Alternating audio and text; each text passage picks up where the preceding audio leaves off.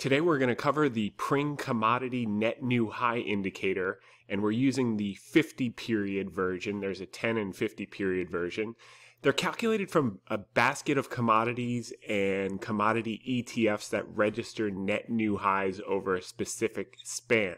So what we've covered here is we're going to actually look at both sides for overbought and oversold, and the lines of demarcation we're using are negative 4.0 and positive 3.0. Positive 3.0 is overbought, negative 4.0 is oversold, and how it works. This is a very short-term indicator, so you're going to see the lines are very narrow. The purple lines are when it gets oversold and we would buy, and the red lines are when it gets overbought and we would sell. So let's see how it worked out here. By the way, we're charting this against the Dow Jones UBS Commodity Index Total Return ETN. So that's what's in the background in black.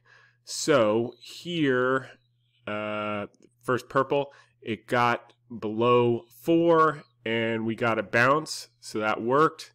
Here it got close to negative 4, we got a nice bounce, that worked perfectly. Here we got below 4, complete fail. Here we were a little early, but we got a nice bounce here, so that worked. Here, again, just a hair early, but got a great bounce, so that worked. And here, you got a very short-term bounce here.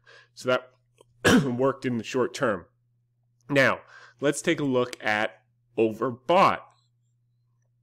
Here, you were early at the 3.0, but then it did roll over. Here, short term, here, it worked perfectly. Here, not perfect and very little tiny, so I'd say, neutral there. Here, you did get a short-term rollover. Here, it worked.